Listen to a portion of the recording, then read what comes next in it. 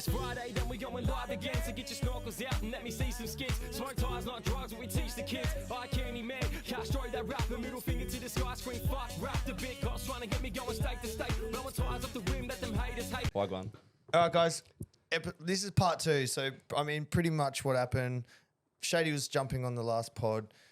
He was going to pick my brain and I guess reverse the roles. He was going to interview me. We've had huge feedback. He didn't even get stuck into his questions by the time we sort of talked about, I guess. It was just like more your upbringing, kind of like behind the scenes ish, but not so much picking your brain. Yeah. Well, yeah, you had a lot of questions you wanted to ask. And then by the time we sort of got carried away and just talked about, I guess, my past to where I am now, we're at the hour mark. So we cut to an ad break so and instead looked of, at the time. Yeah, sort of thought instead of trying to cram it in and just, finish it up quickly, let's do a part 2. I want to hear some of the questions that you didn't get a chance to ask me, but I know myself and a lot of the listeners too wanted to hear about your come up and where you came into the picture and stuff, and especially like in terms of our friendship and stuff. So I thought let's smack out a part 2. We kind of left off. It was like 2021. We kind of got through everything up until you got to the Gold Coast. We touched on your business a little bit. Yeah, getting out of eye candy, giving that to my brother. And some of the hectic things that happened in 2020 as well. Yeah, which is sick. And so, we've sort of covered from my past to now. To present. Yeah, but I didn't get to actually, I know you had some questions and you were like, oh, I didn't even get to ask you the questions. I guess let's lead straight in. One of my things that I would like to pick your brain is like, what do you think, like have you hit your peak, or do you think your peak's to come, or do you think there is no peak and it's a never ending back and forth, or like you've done some hectic stuff in your life and I've seen behind the scenes and a lot of things that I feel like a lot of people haven't seen, and to me that's like wild, some of the stuff and stories you've told me.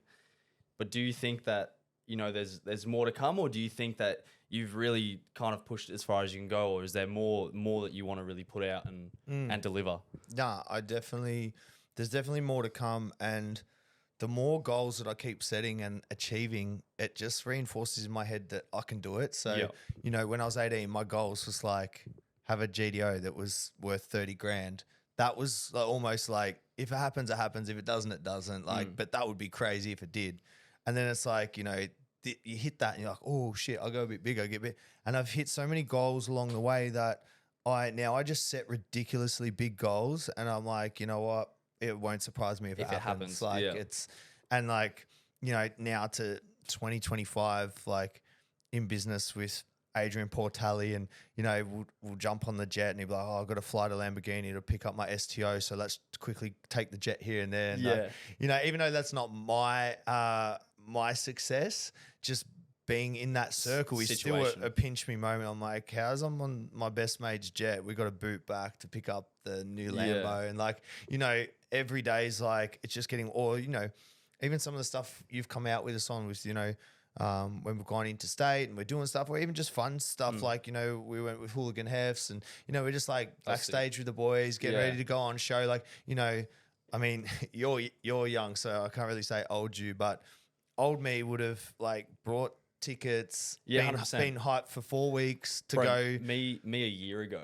That would have been me a year ago. Like, well, it's even crazier for you, bro, then, because you're moving at a rapid rate, and like we've talked about, my come up. I'm talking 2008. Working on cars. I was 6 years old to now. You're like where I've seen you in 12 months to now is like, bro, you gotta, and that's the thing. You gotta, once you're moving, you gotta keep running, because if you take your foot off the gas or you fall behind, everything will fall behind. You lose momentum. You run into problems. So like, you gotta learn fast. You gotta learn like, all setting up your businesses, dealing with having a social media following, how to talk people. Like, bro, the way you talk, and that was like a lot of credit to you, and a lot of people picked it up, is how well you talk for your age on camera, on the podcast, and being like on an intellectual side, being able to have like an in-depth conversation. I know a lot of young people these days, I'm like, are you serious? Like, you know, even to the point where like at work experience, like their mums would come in with them and they wouldn't talk. And like, I'd be like, oh yeah, so what do you like? And the mum would answer and Have stuff. like the social anxiety And I'm like, stuff. Yeah. what the hell? Like, you know. Yeah. So, yeah, back to where it was, going into the peak. I think life is just crazy. I've got massive, massive goals, like bigger goals than I've ever had. On the business side of things or like personal? Personal, both. family, Yeah. house, personal assets, goals, numbers that we want to hit, businesses we want to open, things we want to do, down to like, I want to be at my peak level of fitness, Yep. physique, Yep. even just looks. Like, you know, one side is like, man, I'm getting 35, I'm getting old, I'm getting up. And then, you know, some old photos of me popped up and they'll like, I shared them, you know, and then people are like, fuck, you're like anti-aging, like you're looking better. right. And I'm like, as funny as it is, it makes me think, no, I'm caring about like How my you health, present yourself. present myself. Yeah. I'm taking more time to like, you know, get my teeth done, get my hair done. Yeah. And then, you know, just I want to just be in the absolute peak in every level, like the best dad to my son, the best partner to my missus, you know, best business partner, best friend, best. There's so much room. Just the best decision in every situation. Yeah, and just make more of an effort and just, you know, like don't be lazy and just any time I've got, like, you know, I just want to go. So back to your question, bro, just, yeah, I've got way more potential to hit. But the hard thing is along the way you have hits. They're inevitable hits. And these hits, they suck. But the more hits you take, you learn to deal with them a lot better. And the bigger the hits too, like the ones that come in the future. Some of it like laughable, you know, compared to previous things potentially. oh man, you I would have faced laugh or- back. Yeah. Like times where I thought my life was over. Yeah. I look back now, I'm like I had a car fall off a hoist in like Fuck. yeah, That's hectic. 2012. Bro, I'd wig out about that. Yeah. We had the lock in things, but they didn't lock in, you know, the arms. Oh, no. And what were we doing? Oh, we were you know what we're doing on the budget build? Really trying to pry the swing arm down. That's why you're very sketched And out it about that. started, and it started going, and the whole car just come off. Fuck. Long story short, bro, I was like, I felt sick, thought my life was over, everything. Yeah. Bro, it was a E-Class Merc, like a 96 or 97. I think it was worth about 20 grand.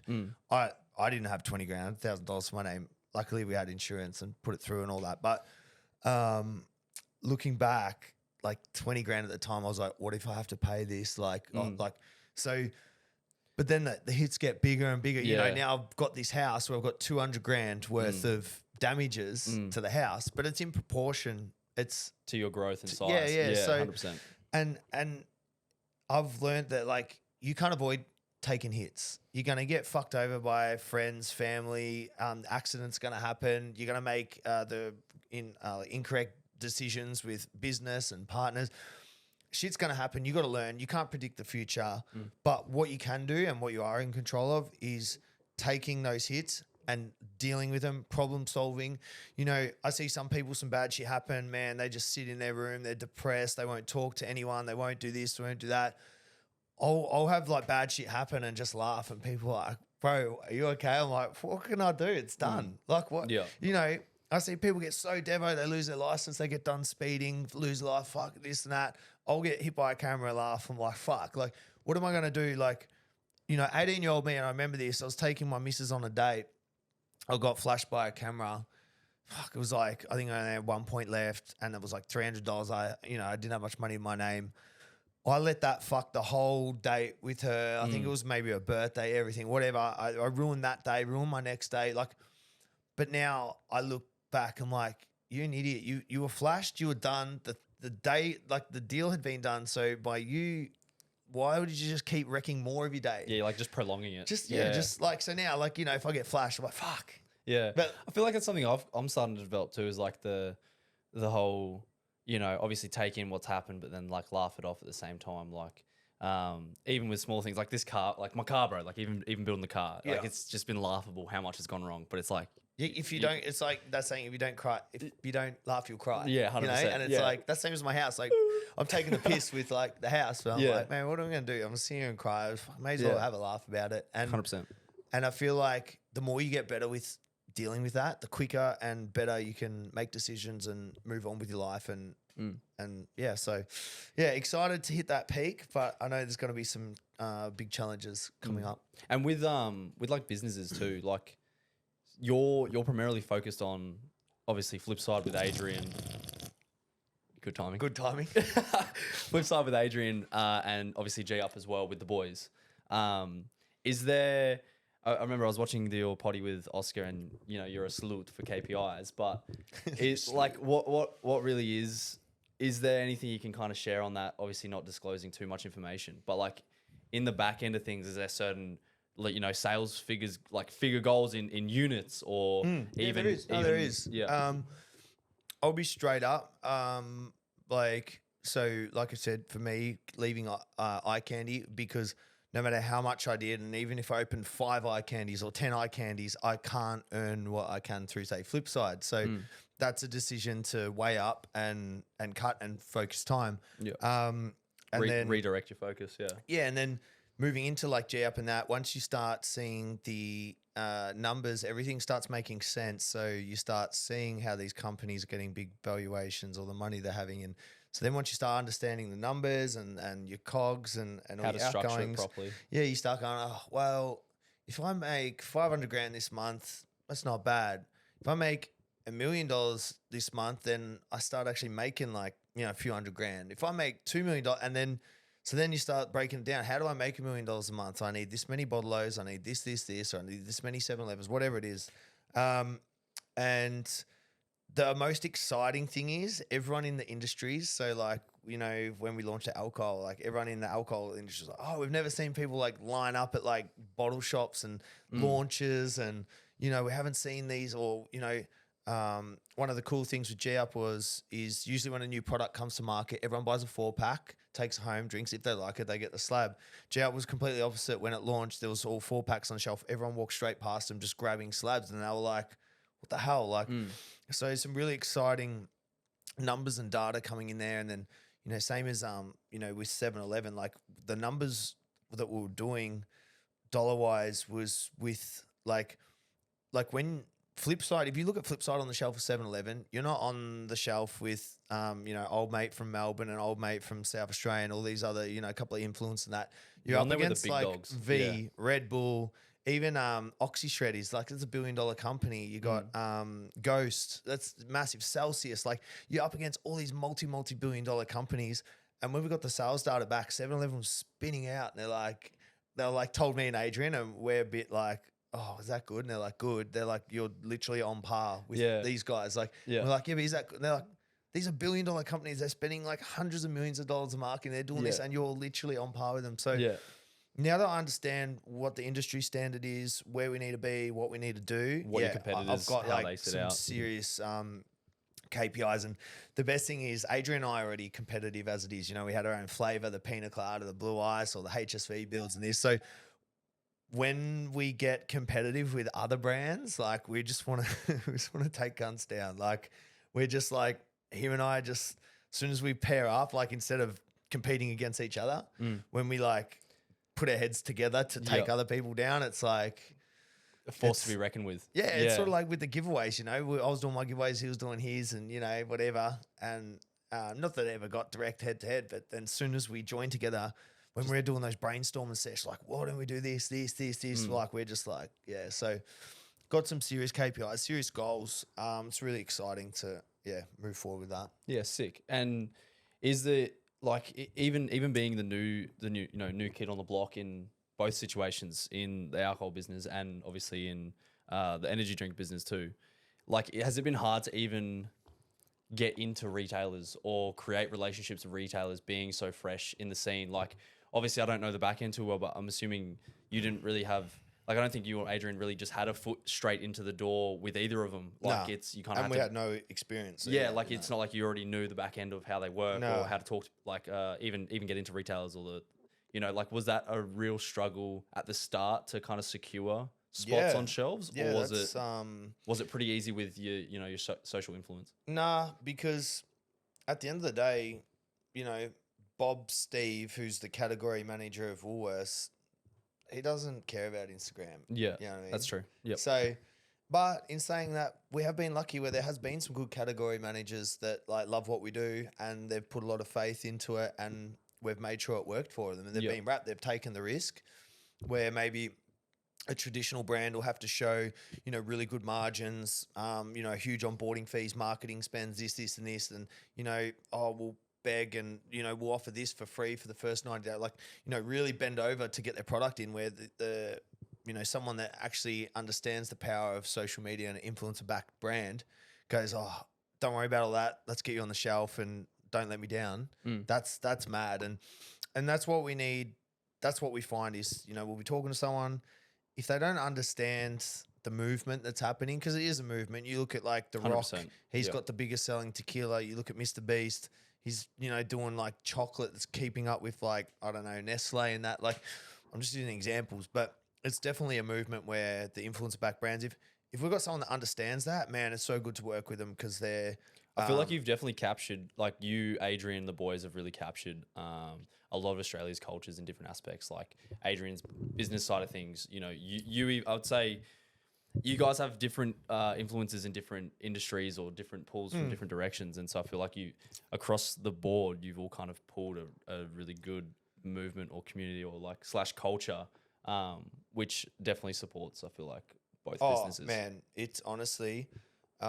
there's a huge connection that I maintain I try and maintain with my audience because without you guys, our followers, our audience, like we just couldn't get this off the ground. It's you guys that come in and, you're like the firecracker that goes bang, buys Flipside, and then that creates the additional hype that everyone else who doesn't know us goes, what the hell? Like everyone's talking about it.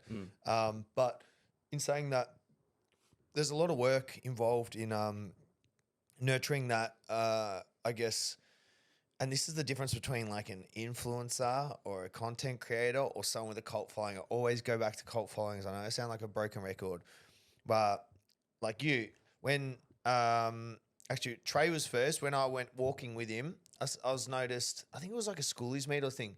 Everyone was like, Trey, can I get a photo? Trey, can I get a photo? And I was like, that's cool. He's actually got anyone can have followers, but I've known people with big following and people don't come up and ask for photos. And see them. So that was a bit of an eye opener. And then I saw you throw a car meet and like heaps of people, like hundreds of people turning up. Same thing. I'm like, I know people with big followings. If they did a car meet, no one will come. But or even post an address or something like, yeah. Whereas I could tell, and nurturing that cult audience is like you. Like all this stuff, I'm not like, I've got my sponsors, shout out to Two Savage and Live Codes, that it's not an income to relax and that this is my job. It's an income to cover videography, camera gear, my time, hours. And I'm doing this to be able to offer as much, like, that's a bit of a range. You're rewarding your audience and community. In a sense, like in a weird way. Yeah, like I want to give them, whether it's people that are following for education and they're like, I want to learn how the boys are doing what they did, or some insights, some like, have a bit of a deeper look into our life that what you don't really see on Instagram. Meeting the needs of the audience. Yeah, and then there's a lot of people that don't care about that, but they love the entertainment, the laughter, the banter. I get people like, man, I've been in hospital for 6 months. I'm going through this and that, like really bad shit. And they're like, but man, every time you upload a new vlog, it makes me so excited. That makes my day. And,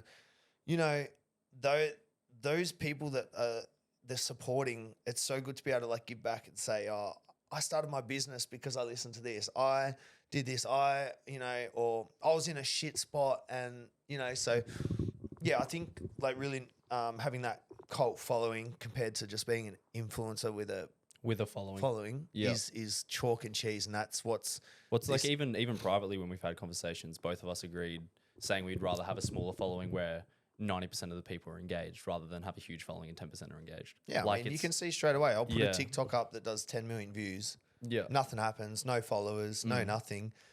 You do a podcast or a YouTube that does 100K views and all of a sudden you got all these new followers, new subscribers, engaging people with you. Yeah. Even like the amount of people that have been using the Livco and the Two Savage discount codes, nuts. Like considering my views are only getting like 50 to 100K a video, it's So it's a completely different audience, and that's what people need to understand when you're doing an influencer-backed brand. It's not an influencer-backed brand. It's got to be like A cult brand. Yeah. On even on the topic of social media, while we're there, obviously it's a very, I would say it's pretty obvious nowadays that social media and content creation is key to growing a brand in certain industries. Obviously, there's the few outliers, or the few ones where you don't necessarily need to, but I'm sure you would agree that content creation and pushing social media is a key factor in growing a business. Is that something that you want to focus on with all your businesses in the future? If there's other plans or other ideas you've got coming, is that something that you really want to do, or do you want to try and focus on other businesses in the future potentially that are behind closed doors? You don't, you're not necessarily tied to them. Is there certain things that you're researching, even for Flipside or G-Up, or like other avenues to create leads, or is there any really key source there that you and Adrian are kind of looking into, or? Well, I think there is a difference. Is there a recipe? I think, guys, just quickly, huge shout out to my sponsors, Livco. They are the only hats you'll see me wearing. They are the best fit. They've got heaps of different colors. And if you like me and got a bit of a big head, they've got all sizes catered. I have a discount code, Candy. There's a link in the description. Check it out. Jump on their website. Support them. They support me. This is why I can afford to keep putting time and money into doing these podcasts and vlogs. Cheers, guys. That's the content creation side. Content creation, putting a face to the brand, everything. That, if you want to build a brand, I'm going to say it's like a must. I would really struggle to understand a brand that popped out of the blue that wasn't showing behind the scenes content creation, the meaning, the story, maybe the founder themselves attaching their personal brand to it. It'd really spin me out if someone started a clothing brand or any sort of brand that just popped off and through Facebook ads and just building a Shopify. It's like a lot of people buy why you do things, not what you do. Yeah. Yeah, like, which is something that I was really drilled as when I was young and growing up. Like, and I feel like that's a big, social media allows you to convey that really well. Why were you like, a lot of this stuff that you say, and it's crazy that I'm like, how old are you? 22 now. Yeah, like, I feel like, I'm 35 now, so I can understand a little bit more. But I always find when I have conversations with you, I'm really surprised with your mentality, but B, a lot of things that like, was it your did you learn a lot, like study online?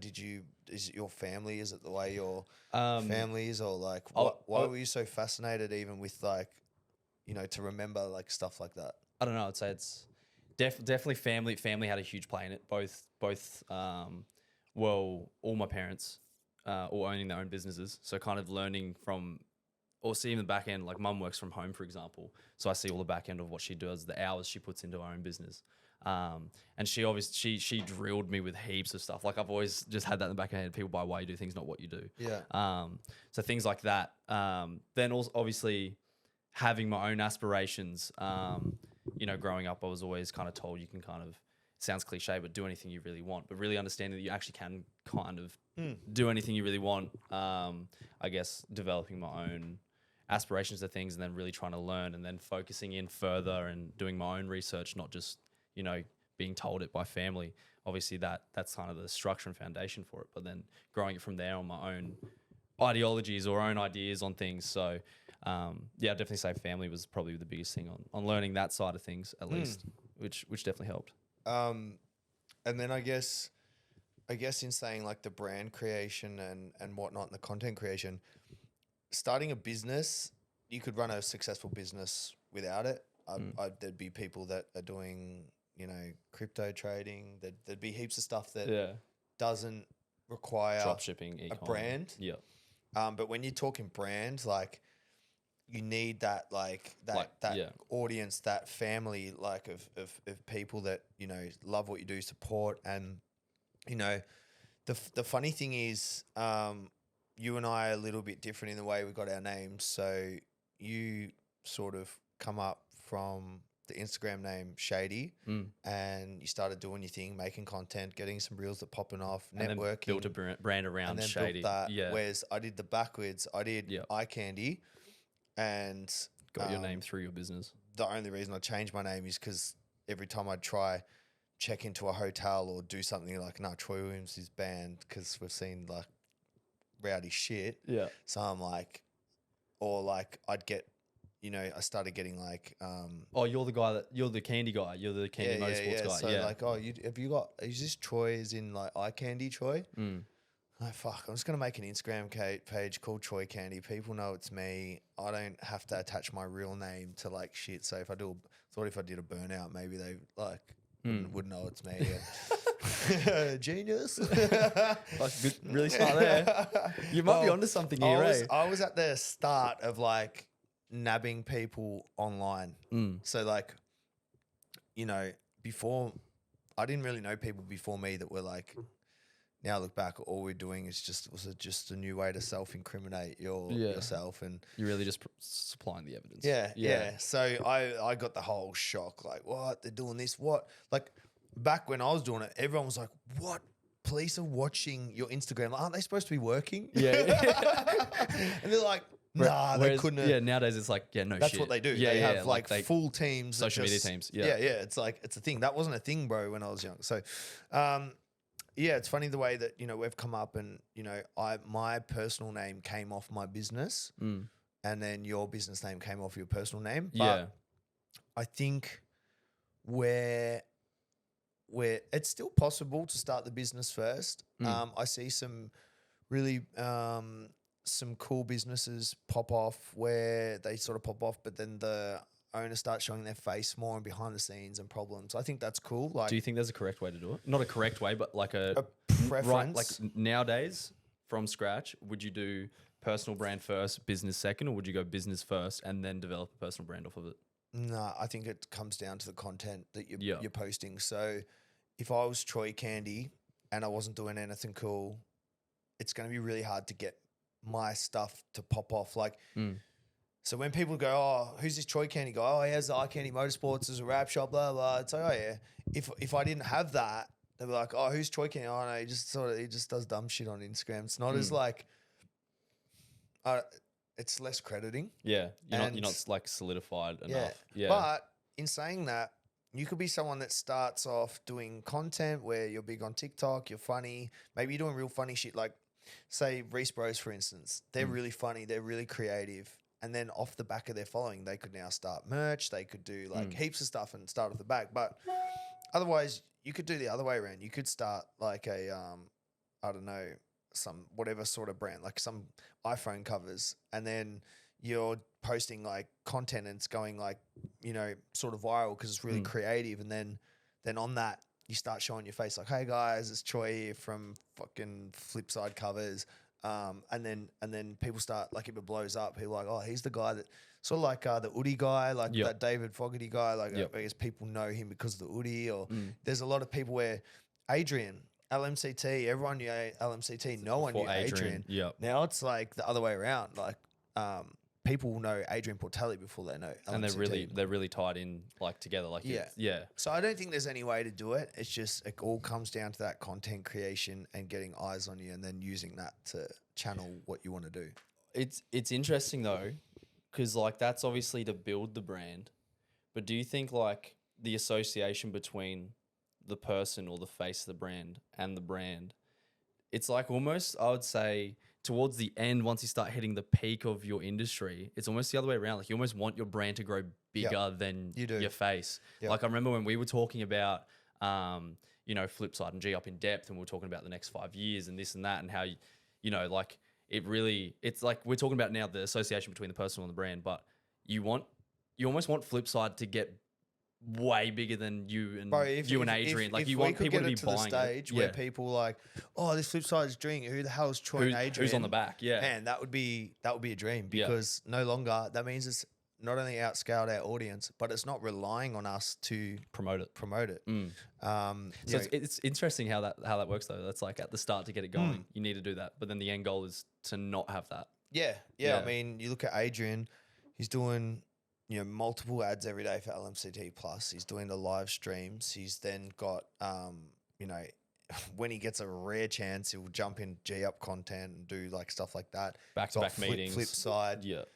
Like, he can't, like, he did Europe last year and traveled Europe and trying to correct the time zones to go live and this and that. And, you know, that's why we got rid of the ball machine, because it got that to that point. Agents like, bro, I don't have a life. Like, I have to be within an hour of this ball machine every second night. Like, you know what I mean? That's like, crazy, yeah. You know, and it definitely does get to, you know, I sometimes struggle to keep up with the content to create for ads and G Up and LMCT and stuff like that.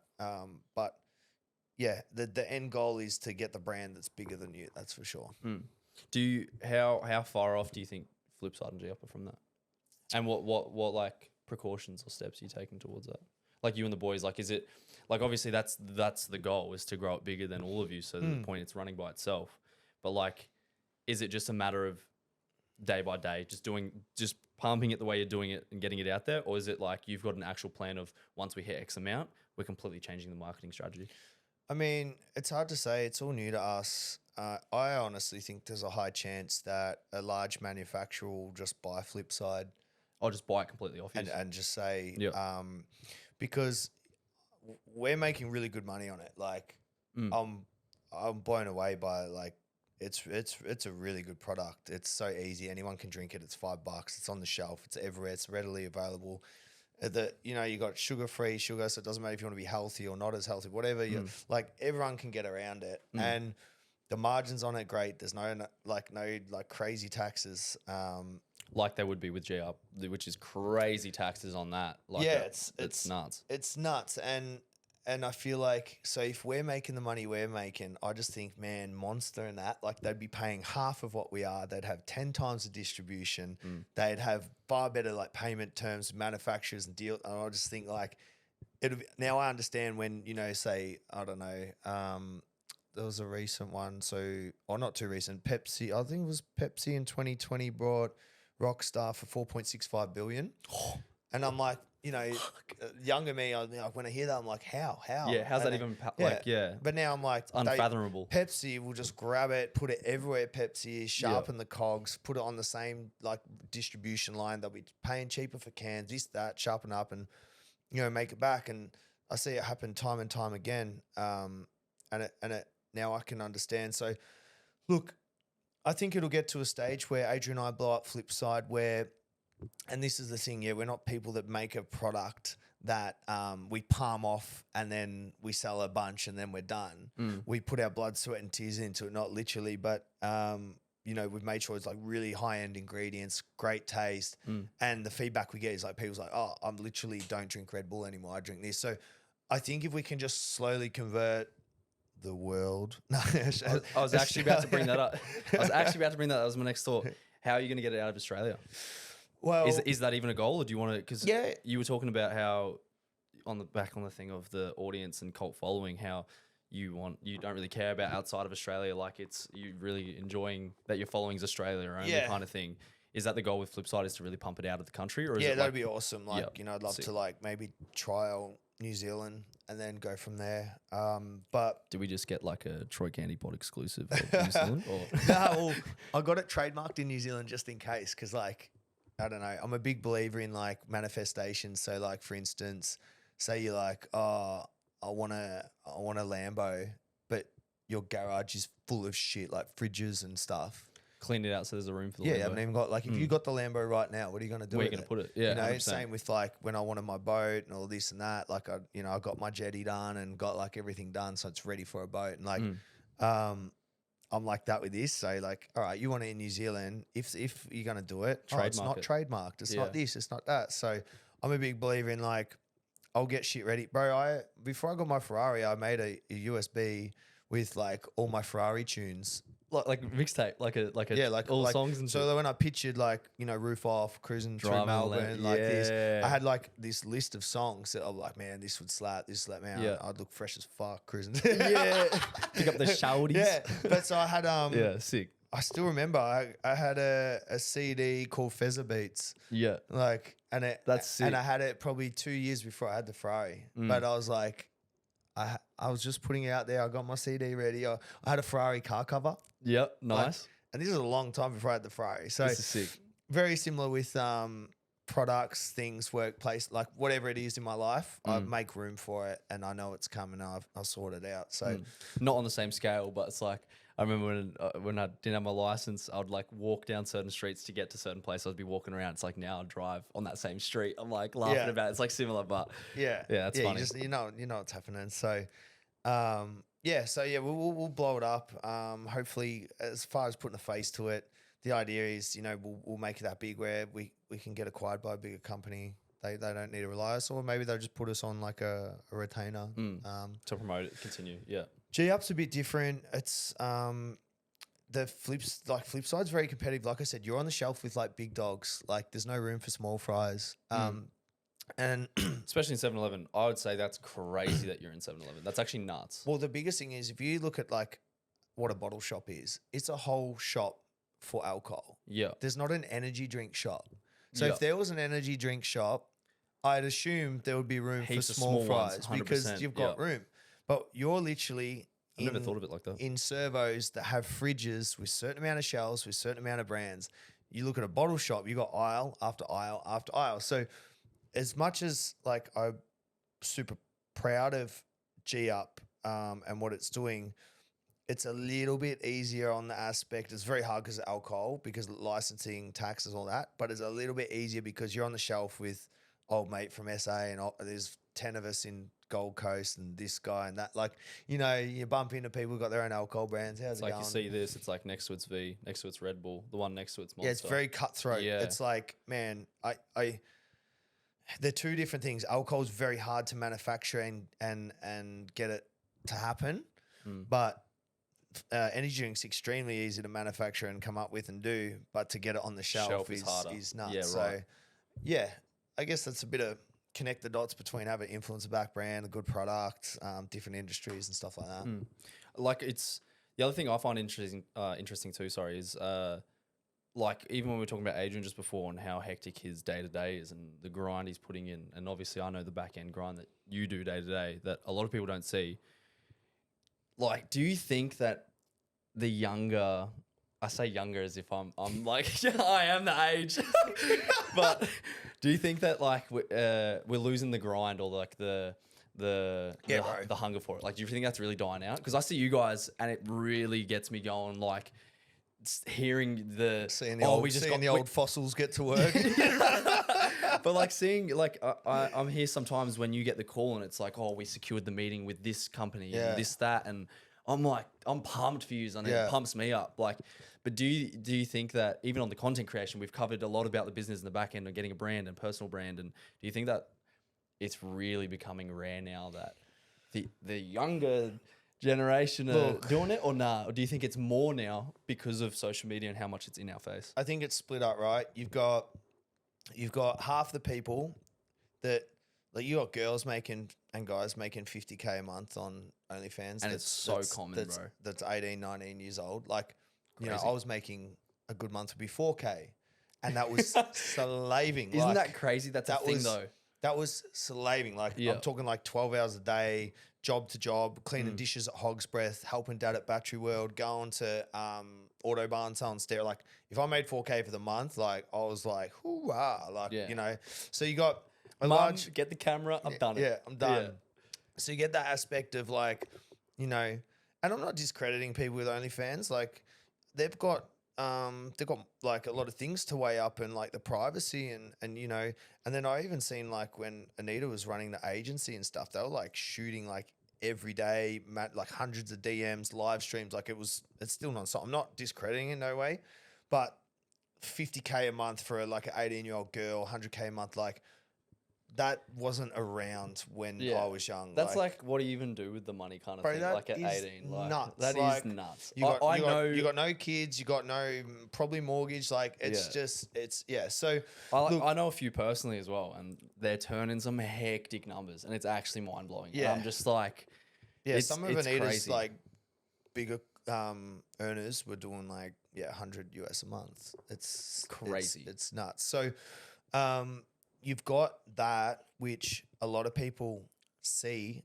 and expect that they should be earning that. And same if maybe another girl goes to make OnlyFans. Like she expects like, oh yeah, if you make OnlyFans, you're gonna make. You're not. I heard she does it, so why can't I? Yeah, and like they expect that. And then we've got like YouTubers, influencers, all that wasn't a thing when I was young. So now you get younger kids watching them driving Lambos, doing this, going, I want to be a YouTuber, and it's like, do you? But like, do you want to do it because it looks like fun just carrying a camera around, or are you passionate about making like viral content and filming every day and editing, and you obsessed with the camera and like, so I feel like there's one side that has completely, they idolize.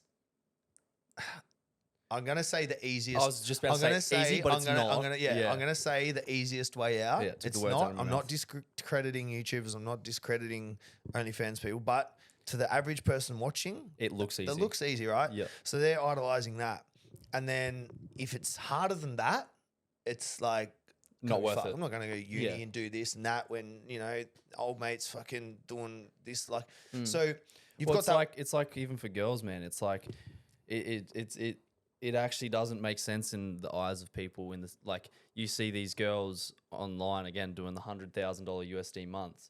And then you see some of the other girls that are like 19 working a 9 to 5. To them, it must be like real disheartening. Like, or like, it just doesn't make sense. Like, why am I even doing this when she's doing that? Bro, it would be even like 100%. Like when I was working massive hours and I was in school and I see my mates like selling pingers and flinging fucking weed or whatever, and they were making a couple of grand a week. Yeah. And it's disheartening. It's like, because you're like, I'm on my knees working. Yeah. My hands are dirty. I'm doing this, doing that. Yeah, 100%. So, so you got that one side, but then you have a whole nother side. So when I was young, I had like, say, celebrities to look up to, and they're unrelatable. You don't have that like. You don't look at Justin Bieber and go, oh yeah, like that's. Yeah, I want to do for example. that. Yeah. So there was no influencers or no nothing. So for me, compared to someone else now, people can join the dots a lot easier. So I'm sure there's a lot of younger people that can listen to this stuff, hear the story, improvise, implement it into their life and relate to how they can get there. I just had like, full-blown celebrities. The gap's too big. I don't know. I'm just winging life, doing whatever I'm doing. But even you, like you said before, saying, man, when I'm around you and I hear you boys working and how you do business and G'ing up and it G's me up, like I never had anyone around me so for me, I had a lot of self-doubt because you couldn't see the result. Well, like there wasn't there was no one around me. There was no one saying, I've said to you 100 times, bro, you're crushing it for how young you are, what you're doing, keep going, because like if you'll keep doing what you're doing by the time you're my age, you're going to be absolutely crushing. Like, you got that little bit of like, I guess, I am on like a pat on the bum, like, come on, we're going the right way. I had none of that. I was just flying into the dark. I had people around me going, bro, you can't lower cars for the rest of your life. You can't make a Facebook page with your business as the name. Yeah. So I had to bash through a lot of, and so is Adrian, like we have very similar conversations. It's like the world was against us. And I feel like, so you've got that side of generation now that just looks up to the easy shit, but you've also got a side of generation that can utilize YouTube, Google, ChatGPT, AI to rewrite websites. You've got Spotify, you've got online courses, you've got people like us doing it, opening up about what we're talking, and maybe they can learn from it. Like there's just so much free motivation and tools there for them. Yep.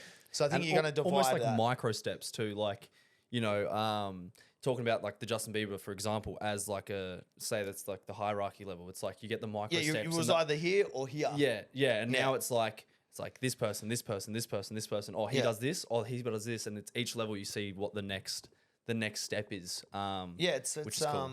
It's crazy. Like when I was young, a goal for us was get a big corporate job where you earn 150K a year. I was just about to say the standard is completely changed. Yeah, now. it's completely changed. It's like you either go to uni, be a doctor, be a lawyer, or you you start off at working behind the counter at BP, start managing a BP store, something you try to get like up to like a state manager at BP. Like, I didn't know anyone with their own business. Like my dad had his own business, like a custom exhaust shop, and it was pretty like. That's where you got your grinding skills. Yeah, Dad.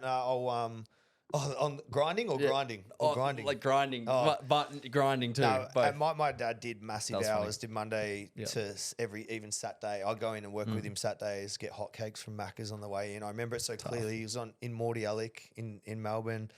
Go get Macca's, hotcakes, and then because he did custom exhaust, he did all the drill press and grinding, and there was just like metal filings for Everywhere. days. So I just used to sweep the machines into dustpans, help him like hold exhaust up, like.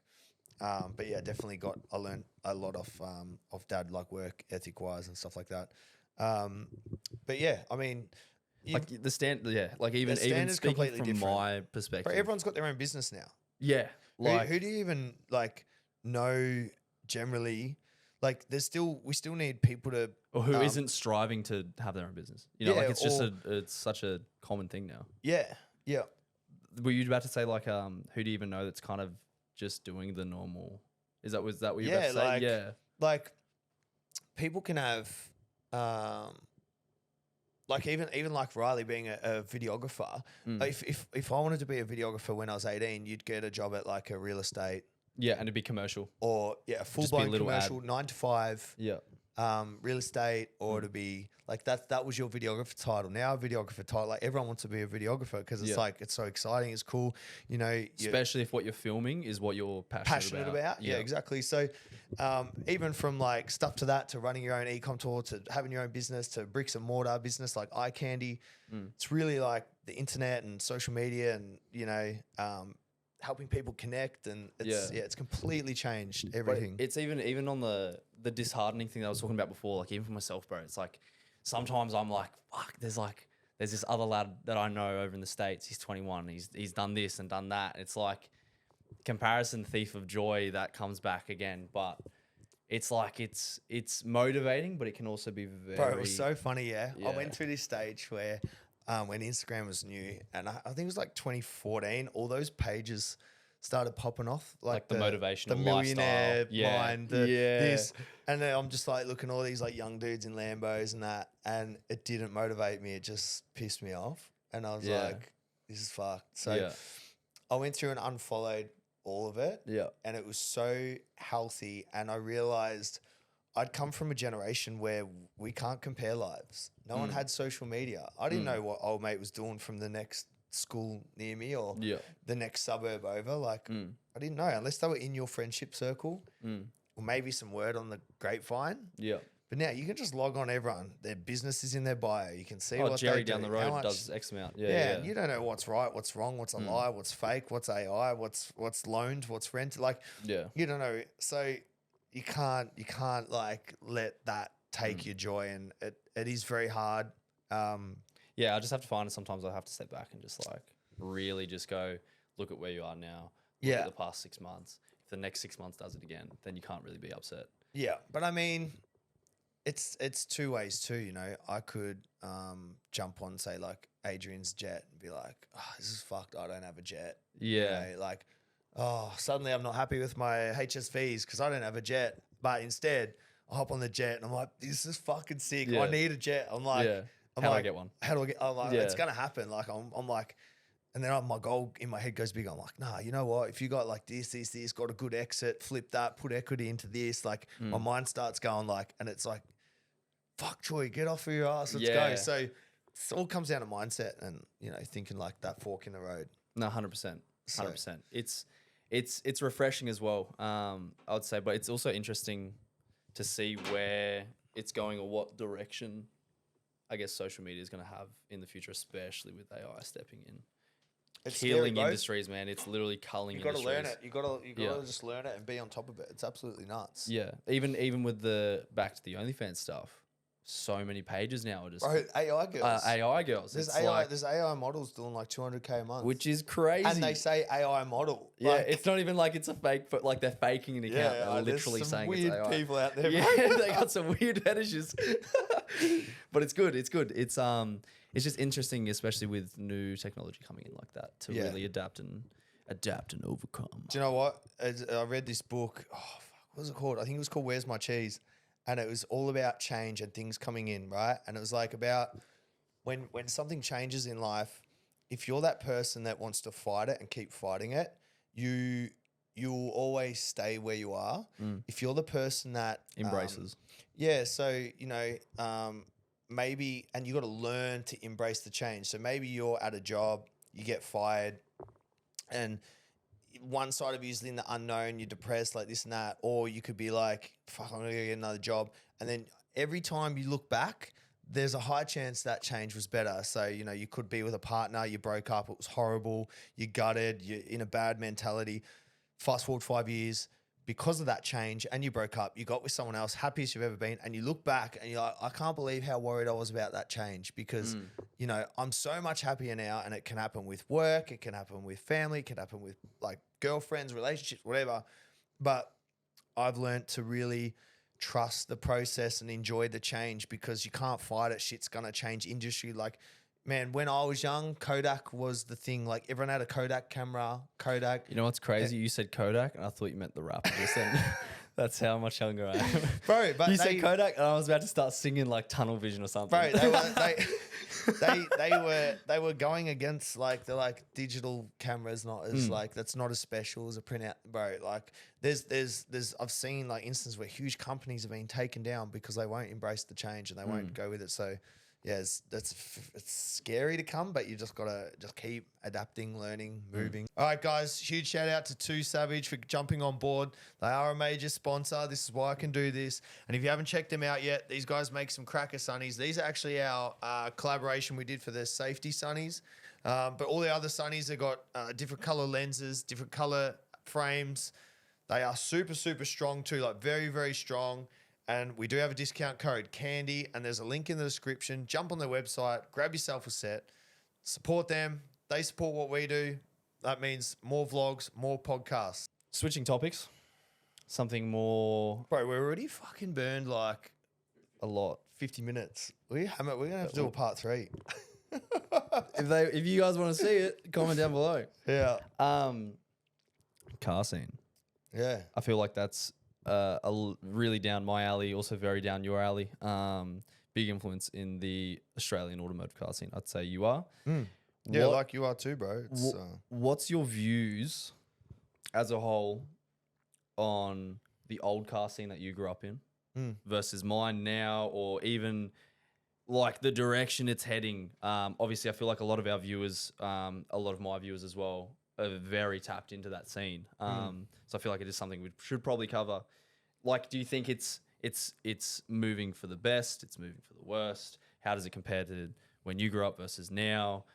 Relationships with the police. Obviously, both of us have had our own run-ins. I'd say we're both, pretty pro policing in certain aspects. Now, obviously, there's the few outliers, but like, I don't know. What's your take on it all? Do you think that the relationship with the police are like it's a mandatory thing, or do you think it's back when I'd say it's a lot stricter now. It's a lot stricter now, and especially with socials. The biggest thing to understand is police have so much power now. So when I was 16, 18, there was no hoon laws, there was no impounds, there was no nothing, right? If you do a burnout, $160 fine, loss of traction. Sorry. Damn, I really wish I grew up But in you your didn't time. even lose points. That's hectic. It's crazy, right? Then they started introducing points, and they introduced the hoon law. Then you get in your car, crashed, license taken.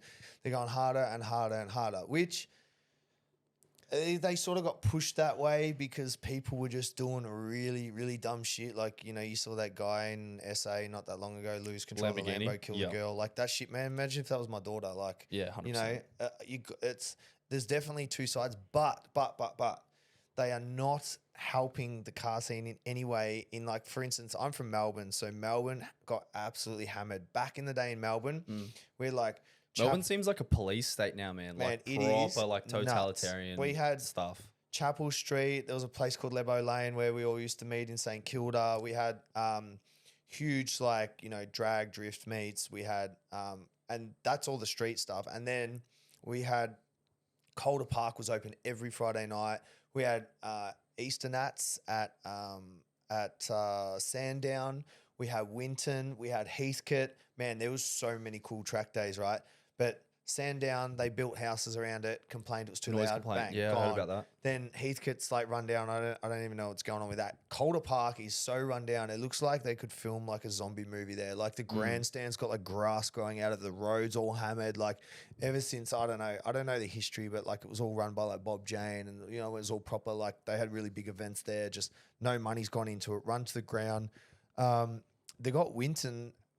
A 3.5 hour drive. Like Your average person isn't going to do a 3.5 hour drive for a track day. yeah, so you, and this is where I sort of left Melbourne because I got to the point where I'm like, okay, I understand you can't skid on the road. You know, you're going to impound, you're going to crush, you're going to do this, but where can you do it?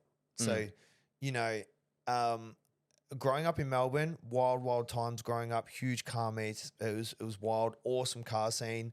I'd say Melbourne and Sydney definitely influenced the rest of Australia in the car scene. Yeah, I think they were the lead of it. But I'm a bit out of the loop with Sydney. I haven't had the best experiences there with car meets and stuff. But Melbourne definitely got just hammered.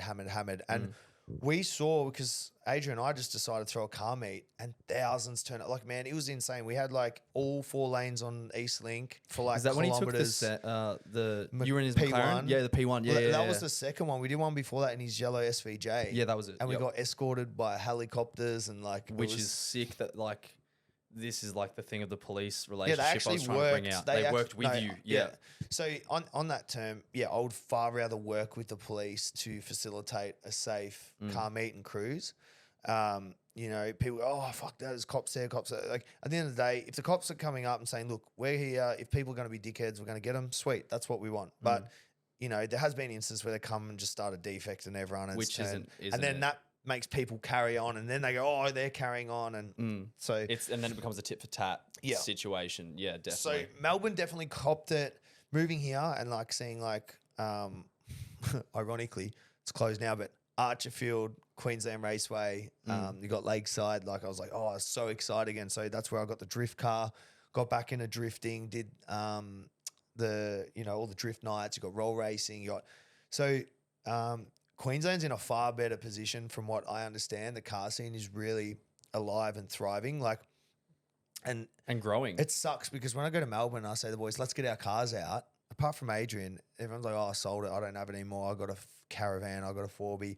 Yes, there's a part of me getting old and our friends getting old, but there's also when they said, bro, when am I going to use it? There's not. What is the point of having 1,000 horsepower, VF GDS in Melbourne? Drive it once and it gets where are you going to go? pulled over. You're going to get defected. There's no events on. What's the point? Here, you can have a hectic car. It's all good because every 2 weeks there's something on. If you want to take a roll racing, drifting, you got Power Cruise, Prodigy track days, Fridays, bro. It is sick. And you wouldn't understand how good it is because you haven't had like what I copped in Melbourne. Yeah. Like I've said to you sometimes of some of the things when I've gone, oh yeah, they're strict. And you're like, bro, what are you on about? Bro, and I'm like, touch wood. I haven't had a defect in Queensland, right? And I've been here 5 years. Yeah, but that's because none of your cars are defectable. Yeah.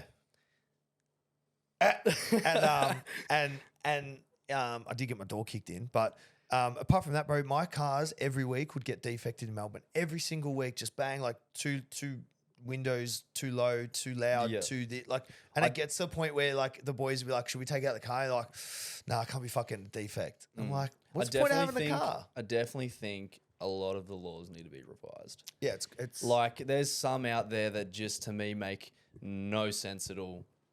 In the sense of things you add to certain street or performance cars that actually make the car safer are not road legal. It makes no sense to me. It's actually making the car safer than probably the 80-year-old that's driving a 1990s Camry down the road that you slam on the brakes and doesn't stop for 50 meters. Yeah. Like, no, that doesn't make sense. There's like piece of shit cars that just do not get service company cars and that run around on belts and this and that. And they're just crap. And then, or even like something old school. Say you restored something, you put some fat like drag wheels on it, did everything. It's got semi-slick tires that are literally made for more grip. Yeah, a big 4-link diff, this and that, 100%. A roll cage, and they're like, no, and it's like, huh? Yeah, it really You're makes gonna no let me sense. drive around like when it's battered and rusted out, but you won't let me drive it around like this. It's like, it doesn't make sense, some of that stuff. Yeah, like it's, I don't know, back when I was younger.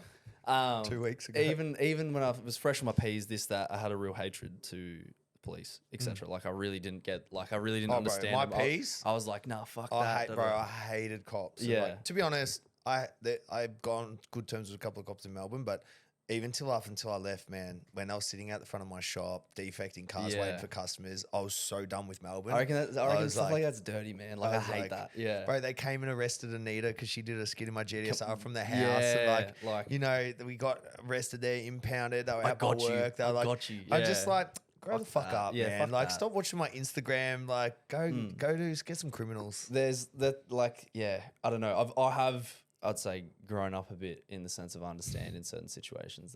There is instances where you do need them, especially when we're throwing events and there's thousands of people going. Or this Yeah, you and get that, that and idiots. hundreds of people. 100%. They see how good you drive, and they're like, everyone's Fuck, leaving. my they're BA like, can do that. yeah, and they're just Yeah, 100%. Mustang style. I've literally seen it at, like, yeah, in meets and stuff of young kids trying to, you know, go outside their driving limits. But I feel like there definitely needs to be a revise on laws and also revise the relationships that the car scene has with police, in the sense of the police need to understand the differences between enthusiasts. Maybe and they just hoons. need a thing that you can apply, get some sort of permit and say, look, we're hosting a car meet here to here. This is the thing. This is the route we're taking. Yep, all good. Sign off. Done. Like, I don't know. It's just really hard to draw that line, though. I do understand it. It's like, you know, even in the sense of going out into the industrial estates, you know, 2 cars, few mates, everyone there is wanting to be in that situation. They've driven there. Understand the thing of peak hour traffic, cutting laps in intersections. That makes sense. I've been done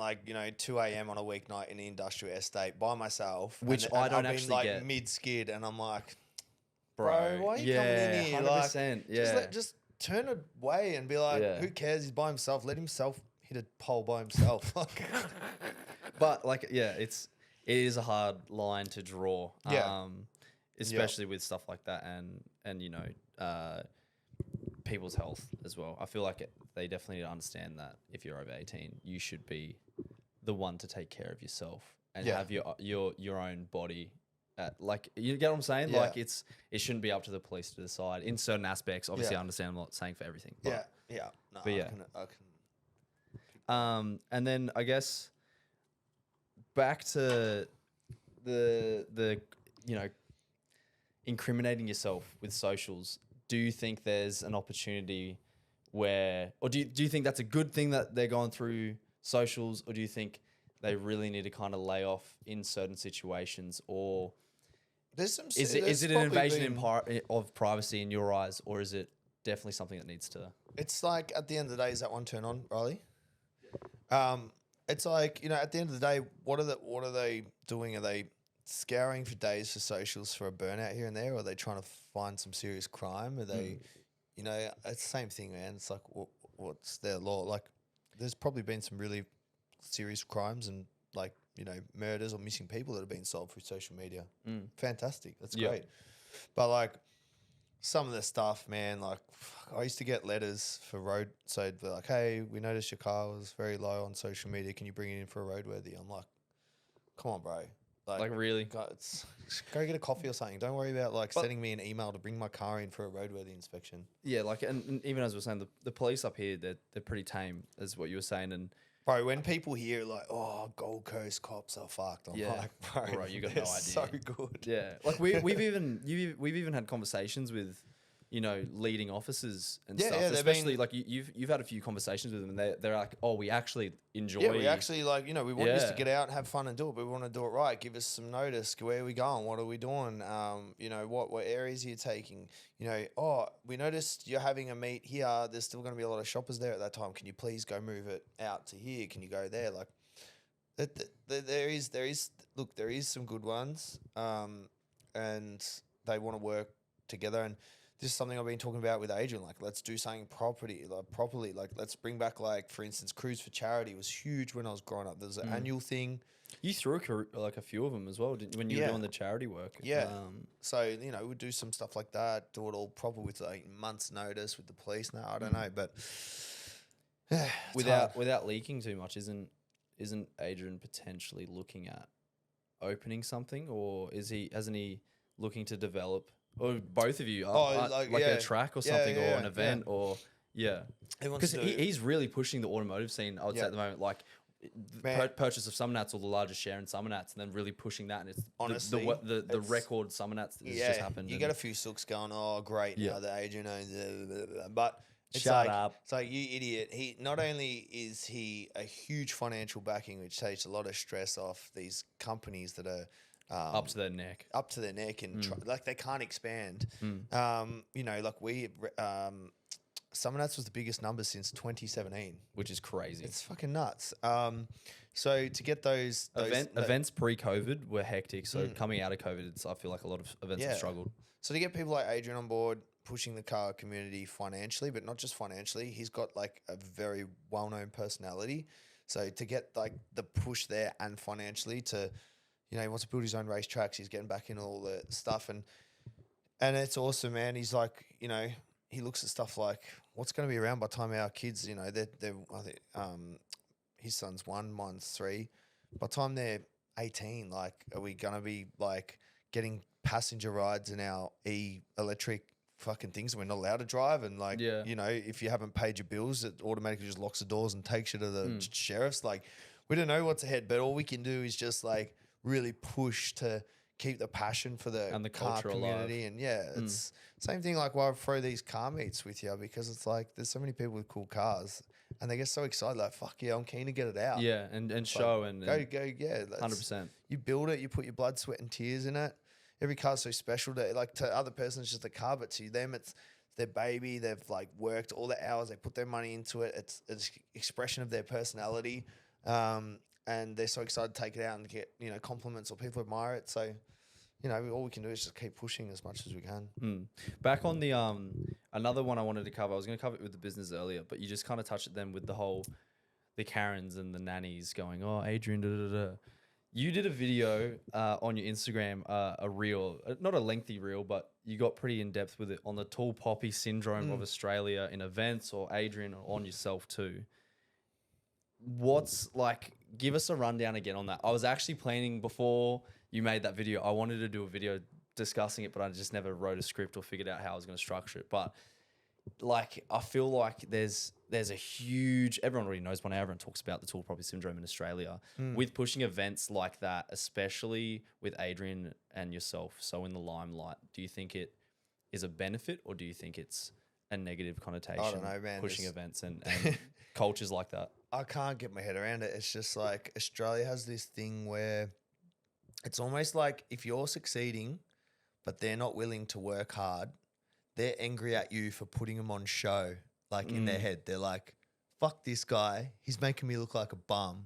And like, whereas in America, like I notice when I'm there, they're like, everyone's like, fuck, like they idolize rappers, they idolize this, they idolize anyone. Like, and I've noticed it's so down to the point where I've driven a Lamborghini in America and I've had like, you know, bums washing windows or whatever come up like, you know, God bless, this is a beautiful car. What do you do for work? Like they got that opportunity to pick your brain. How do I do it? What, like, you know, and then I've had opportunities where I'm driving a Lamborghini in Melbourne and like this dude and his missus was like at a pedestrian crossing and she was sort of looking and then like I looked over at him and then he goes like wanker. Yeah. And I didn't do anything. I was literally sitting there. I'm like, you know, there's two different mindsets. Says, hey, I'm going to ask this guy how he did it. He's inspired me. I want to go. But for some reason, Australia doesn't, that mindset, there is it there, like people like yourself. And like, that's why you're in the position you are where you are. But that's a very minor minority. Like Australia is the very like, I hate this guy. He makes me feel... The smallest bit of negative energy or negative story they can grab of you, they run with it. Bro. Yeah. And I see it all the time. Like someone will be jacked and then someone will say, oh, fucking steroids, gym fuckhead. Junkie, I'm like, why is he making you mad because you're fat? Yeah. Like, you know what I mean? Yeah, and it's like, same with like, I don't know, a girl do something and some other girl, but slut. I'm like, why is she slut? Is she rude to everyone? No, like, look at her. I'm like, that makes no sense. It makes no sense. Like, you know, and it's the same, comes down to business, comes down to this, comes down to the car scene. Like, you know, that guy's a flog. Why? He's just a flog. Why? And like, is it because his car's better than yours? Like, is it quicker? Bro, come on. But it's like even... the tall poppy syndrome here is next level. Crazy. And I see it. And you got to have thick skin. Yeah, because definitely. I've had to adapt to that. Yeah. Like I've, you know, obviously having you in my corner as well and helping me navigate certain situations has helped. But it's like even me stepping the scene, I get smashed in DMs of fucking Troy's shadow. You just fucking hanging around Adrian and Troy for this, that, or you know, you're using people. Yeah, but if I message them and say, hey, do you want to come hang out? They'll be like, yeah. 100%. Yeah. Or it's like daddy's money. Fuck, you didn't work I've seen for it all, any bro. of I shit. cop it all. Fucking drug dealer, this, that. 100%. Like, and even Adrian, obviously with the stupid shit happening down in SA, and I see people on Facebook running with, no, he was a scam, Yeah. he's scamming everyone. His online casinos. And because you know why? Shut up.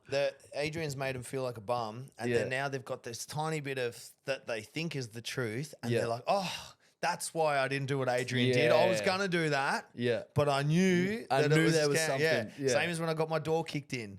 Say, I told you Troy's a drug dealer. I was gonna like work hard like him, but I knew in the back of my head he was dealing drugs. Bro, that's why they grasp onto that as hope that like maybe I'm not that bad that I'm not working hard, because all the people that have got money, they're all doing dodgy shit. Yeah, it's all back end deals and behind closed doors. Do you think it's ignorance?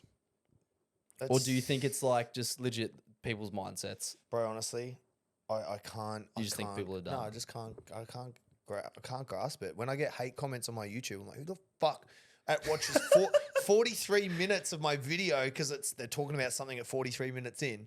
Who the fuck watches 43 minutes of my video that hates me and has the time to write a comment off a fake profile? Like, could you imagine me having the time to make a fake profile and watch someone's videos that I don't like and then comment it? Like, bro, I want to watch yours and Trey's shit, and I don't even get time to watch that. And I love you guys. I love your content, let alone watching someone that I don't like to write a comment. Like, I'm like, fuck. In my head, I feel sorry. And there's a saying, and it's like, you know, it's lonely being a hater, and that's all it is. They're lonely.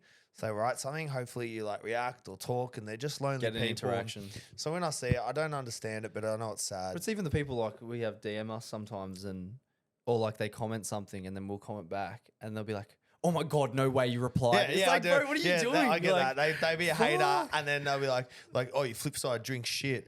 And like, oh, what did you think about it, bro? I just say like, oh, that's weird because everyone else loves it. And then they're like, oh, bro, massive fan, just tricking. Excited. Bro, I just don't get it, eh? Like, I don't know. I feel like people can definitely flip their mindset if they really want to and really want to put their mind to it. You can definitely get out of that mindset, the mindset or the idea on. Stop being a hater, dude. Yeah, dude. But you know, like, yeah, bro, we're gonna have to do a fucking part 3. What do we have? I feel like more questions. I haven't even tapped into like your fucking come up and the school and the fucking talking about your car and what you're doing and the goals and the shady street styling and this and that and this. That and that and this chit chat, this, that. And you know what, guys? We're going to wrap this up. If you guys want a part 3, give us some comments, some feedback. I actually really enjoy, and I've always said this, off camera, we have some really deep, in-depth conversations. That I always think, oh, you know, I love talking to this motherfucker. So if you guys like the shit that we're talking and you want to see a part 3, go ahead. Comment. Let us know. We'll get it done. If you got questions as well that you want us to discuss and cover, like obviously these are just things from my own. Yeah, if there's anything we've missed that you want to know, here, comment it. Make sure you subscribe. I'm trying to, hopefully by this stage, I've hit 100K. Yeah, 100K plaque's going to look good on that wall. Ooh. Yeah, it's going to be sick. Let's do it. Let's wrap it up. Cheers, bro. Legend. Let me see some skits. Smoke tires, not drugs, we teach the kids. I can't man, destroy that rapper. Middle finger to the sky, scream fuck, rap the big cops trying to get me going state to state. Blowing tires off the rim, let them haters hate. ECM label, getting major pay, we get you rap.